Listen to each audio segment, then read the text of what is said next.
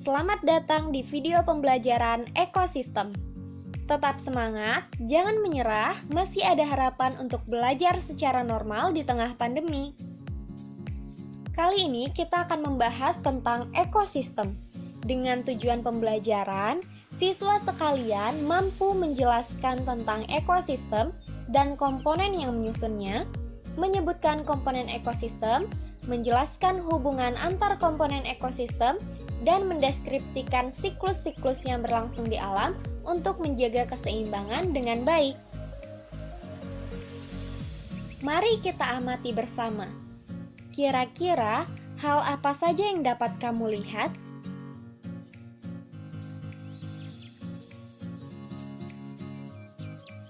Pastinya kamu melihat ikan, kemudian sapi, kupu-kupu, bahkan pohon. Dan mungkin masih banyak hal lain yang dapat kamu temukan. Kira-kira apa hubungannya? Apakah ada keterkaitan antara sapi dengan pohon, ataupun sapi dengan rumput, atau kupu-kupu dengan bunga, atau bahkan kupu-kupu dengan pohon? Apakah mereka saling keterhubungan? Betul sekali. Makhluk hidup atau yang disebut dengan komponen biotik berhubungan dengan lingkungannya atau benda mati yang disebut dengan komponen abiotik, sehingga disebut dengan ekosistem. Dapat kita simpulkan bahwa ekosistem itu merupakan hubungan saling ketergantungan antara makhluk hidup dengan lingkungannya. Mari kita amati ekosistem berikut ini dan mengidentifikasi masing-masing komponennya. Pertama, komponen biotik atau makhluk hidup. Komponen biotik dibagi menjadi dua tipe, yaitu organisme autotrof dan organisme heterotrof. Pertama, mari kita bahas tentang organisme autotrof. Organisme autotrof merupakan organisme yang mampu membuat atau mensintesis makanannya. Organisme ini membuat atau mensintesis makanannya melalui proses fotosintesis. Contohnya adalah pohon ini. Pohon ini memiliki klorofil dan mampu membuat makanannya sendiri melalui proses fotosintesis. Tidak hanya pohon ini, rumput juga bisa loh. Selanjutnya, bagaimana dengan sapi, ikan, kupu-kupu, maupun cacing tanah ini? Nah, semuanya disebut dengan organisme heterotrof karena tidak mampu membuat atau mensintesis makanannya sendiri. Atau bisa dikatakan, mereka tidak dapat membuat makanannya sendiri melalui proses fotosintesis, sehingga mereka harus mencari makanannya dari organisme lain. Setelah kita mengidentifikasi komponen biotik, selanjutnya, mari kita amati komponen abiotik apa saja yang ada pada ekosistem ini. Nah, seperti yang sudah kita ketahui bahwa komponen abiotik itu merupakan benda tak hidup yang mendukung ekosistem. Nah, apa saja ya komponen abiotik? Pertama, di sini ada air. Air merupakan zat yang menentukan kelembaban udara dan memiliki pengaruh besar pada kehidupan makhluk hidup di darat. Selain itu, air juga berperan sebagai habitat bagi beberapa hewan, contohnya ikan ini. Selanjutnya adalah tanah. Tanah berperan sebagai tempat hidup beberapa hewan, contohnya seperti cacing tanah ini. Tanah pun juga berperan sebagai sumber nutrisi bagi sebagian besar tumbuhan. Yang ketiga ada udara. Udara terdiri dari oksigen dan karbon dioksida. Oksigen dimanfaatkan oleh makhluk hidup untuk bernafas, dan karbon dioksida dibutuhkan oleh tumbuhan untuk melakukan fotosintesis. Selanjutnya adalah cahaya matahari. Cahaya matahari merupakan sumber energi atau tenaga bagi makhluk hidup di bumi. Contohnya adalah pada proses fotosintesis. Tumbuhan membutuhkan cahaya matahari untuk menghasilkan zat organik yang menjadi sumber energi bagi makhluk hidup lainnya. Yang terakhir adalah suhu dan kelembaban.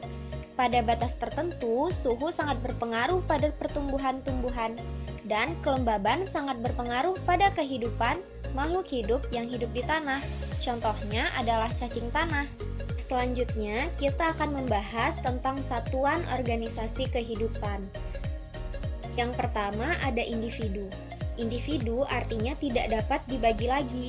Individu merupakan makhluk hidup tunggal. Contohnya adalah seekor sapi ini. Kemudian, sekumpulan dari individu yang sejenis disebut dengan populasi. Seperti sapi-sapi ini, berarti kumpulannya disebut dengan populasi sapi. Nah, sekumpulan dari berbagai populasi makhluk hidup di daerah tertentu, contohnya seperti populasi sapi, populasi ikan, populasi kupu-kupu, dan populasi cacing tanah, disebut dengan komunitas. Selanjutnya, satu kesatuan dari komunitas dengan lingkungan hidupnya yang saling berinteraksi dan membentuk hubungan timbal balik disebut dengan ekosistem. Dan kumpulan dari seluruh ekosistem yang terdapat di permukaan bumi ini disebut dengan biosfer. Selanjutnya, kita akan membahas pola interaksi makhluk hidup pada suatu ekosistem. Mari kita amati interaksi hewan berikut ini. Ada seekor tikus dan ular. Seperti yang kita ketahui bahwa tikus adalah mangsa atau prey bagi ular, dan ular merupakan pemangsa atau predator bagi tikus. Nah, peristiwa ular memangsa tikus disebut dengan peristiwa predasi.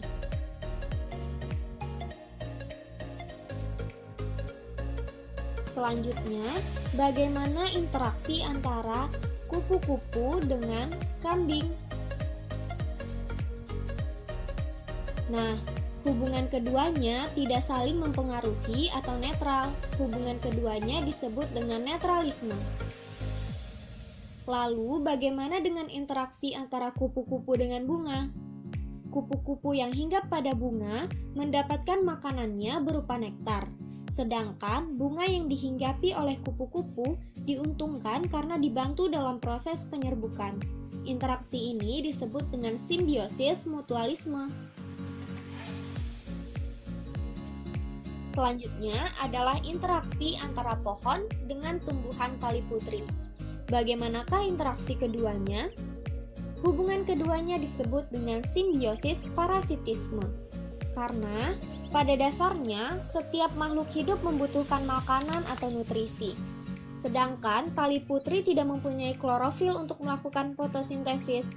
Sehingga tali putri harus mencari sumber makanan dengan cara menyerap sari-sari makanan dari tumbuhan yang ditumpanginya atau disebut dengan tumbuhan inang yang menyebabkan inangnya dirugikan.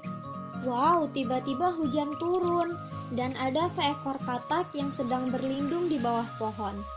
Bagaimanakah interaksi antara katak dan pohon?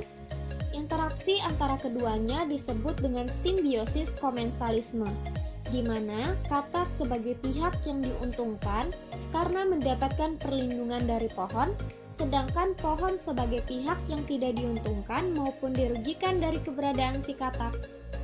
Selanjutnya, pada suatu padang rumput, hidup dua jenis hewan yang berbeda, yaitu kambing dan sapi. Seperti yang kita ketahui bahwa keduanya sama-sama pemakan rumput. Nah, apabila mereka hidup pada satu tempat yang sama, bagaimanakah interaksi antara keduanya? Tentu mereka akan sama-sama memperebutkan satu makanan yang sama, yaitu rumput. Maka muncullah persaingan di antara keduanya. Nah, persaingan ini disebut dengan kompetisi. Selanjutnya, kita akan membahas tentang aliran energi. Nah, setiap makhluk hidup membutuhkan energi untuk keberlangsungan hidupnya. Misalnya, untuk tumbuh, untuk bereproduksi, dan untuk bergerak. Nah, untuk memenuhi kebutuhan energi tersebut, terjadi hubungan saling ketergantungan di antara makhluk hidup yang berbeda. Ada makhluk hidup yang berperan sebagai produsen, ada makhluk hidup yang berperan sebagai konsumen dan ada yang berperan sebagai dekomposer. Pertama, mari kita bahas apa itu produsen. Sesuai dengan arti katanya, produsen merupakan pihak yang menghasilkan. Sehingga produsen di sini adalah organisme yang dapat menghasilkan makanan. Lalu, apa syarat untuk dapat menghasilkan makanan? Syaratnya adalah memiliki klorofil. Maka, produsen yang terdapat di alam adalah seluruh organisme yang memiliki klorofil. Kita ambil contoh di sini adalah pohon ini. Untuk dapat menghasilkan makanan, tumbuhan harus melakukan fotosintesis. Maka, pohon ini memerlukan karbon dioksida dan uap air yang ada di alam. Kemudian, tumbuhan ini menyerap energi matahari dengan klorofil yang mereka miliki. Maka, terjadilah aliran energi dari matahari ke tumbuhan hijau, sehingga dihasilkan zat organik dan oksigen. Nah, zat organik yang dihasilkan dimanfaatkan sebagai makanan atau sumber energi bagi konsumen, sedangkan oksigen dimanfaatkan oleh makhluk hidup untuk bernafas. Selanjutnya, kita akan membahas tentang konsumen atau makhluk hidup yang memperoleh energi. Di sini, konsumen dibagi menjadi 3 jenis. Yang pertama adalah konsumen primer. Konsumen primer ini merupakan konsumen tingkat pertama yang langsung menerima energi dari produsen. Nah, konsumen primer di sini contohnya adalah belalang yang merupakan hewan herbivore. Kemudian yang kedua ada konsumen sekunder. Konsumen sekunder ini merupakan konsumen tingkat kedua yang mendapatkan energi dari konsumen primer, jadi tidak langsung dari produsennya. Kemudian yang terakhir adalah konsumen tersier. Nah, konsumen tersier ini contohnya di sini adalah ular. Berarti ular mendapatkan energi dari ayam. Di sini ayam berperan sebagai konsumen sekunder. Artinya konsumen tersier mendapatkan energi dari konsumen sekunder. Nah, selanjutnya ada dekomposer atau yang disebut dengan pengurai. Contohnya di sini adalah jamur. Nah, jamur menguraikan senyawa-senyawa organik yang berasal dari makhluk hidup yang telah mati. Contohnya di sini adalah kayu yang sudah lapuk.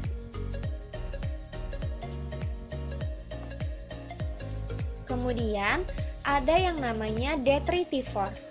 Nah, detritivore di sini contohnya adalah cacing tanah. Nah, cacing tanah ini memakan partikel-partikel organik dari serpihan jaringan hewan atau tumbuhan yang sudah mati. Contoh lainnya seperti kutu kayu. Untuk lebih memahami tentang aliran energi yang terjadi pada suatu ekosistem, mari kita perhatikan rantai makanan berikut ini. Rantai makanan ini menunjukkan adanya aliran energi dari sumbernya melalui peristiwa makan dan dimakan. Kita lihat di sini, produsen yaitu tumbuhan menangkap energi dari matahari. Kemudian dikonsumsi oleh hewan herbivora, contohnya di sini adalah jangkrik. Kemudian jangkrik dimakan oleh hewan karnivora yaitu ayam, dan ayam dimakan oleh ular sebagai konsumen tingkat yang paling tinggi. Nah, kemudian rantai makanan ini dapat terhubung satu dengan lainnya sehingga membentuk jaring-jaring makanan. Semakin kompleks jaring-jaring makanan yang terbentuk, maka semakin tinggi tingkat kestabilan ekosistemnya. Nah, kemudian di sini ada piramida ekologi. Nah, piramida ekologi ini menunjukkan tingkatan tropik pada suatu rantai makanan. Nah, apa sih tingkatan tropik itu? Tingkatan tropik itu merupakan pengelompokan organisme berdasarkan posisinya pada rantai makanan. Banyaknya jumlah tingkatan tropik ini ditentukan oleh organisme yang berperan pada rantai makanan tersebut. Di sini dapat kita lihat bahwa ada 5 tingkatan tropik. Artinya, ada 5 organisme yang berperan pada suatu rantai makanan. Piramida ekologi ini juga menunjukkan bahwa jumlah tingkatan tropik pertama itu harus lebih banyak daripada tingkatan tropik kedua, ketiga, dan seterusnya. Dan jumlah energi yang diperoleh pada tiap tingkatan tropik berbeda. Semakin tinggi tingkat tropiknya, semakin sedikit pula jumlah energi yang diperolehnya. Lalu, bagaimana jika salah satu komponen dalam ekosistem tidak ada atau hilang? Contohnya di sini adalah pada tingkatan tropik ketiga, burung hilang. Apa yang terjadi? Maka akan terjadi ketimpangan dalam urutan makan dan dimakan. Sehingga yang terjadi selanjutnya adalah terganggunya keseimbangan ekosistem tersebut. Mengapa demikian? Karena di sini tingkatan tropik kedua adalah belalang. Belalang sebagai makanan bagi tingkatan tropik 3, yaitu burung. Apabila burung tidak ada, maka jumlah populasi belalang akan meningkat dan tidak terkontrol. Kemudian, apabila burung tidak ada, tingkatan tropik keempat yaitu ular tidak mendapatkan makanannya, sehingga populasinya akan menurun. Begitu seterusnya, sehingga terjadi ketidakstabilan pada ekosistem tersebut. Sekian pembelajaran kita tentang ekosistem. Semoga anak-anak sekalian dapat memahami apa yang sudah disampaikan. Tetap semangat, jangan menyerah, masih ada harapan untuk tetap belajar di tengah pandemi.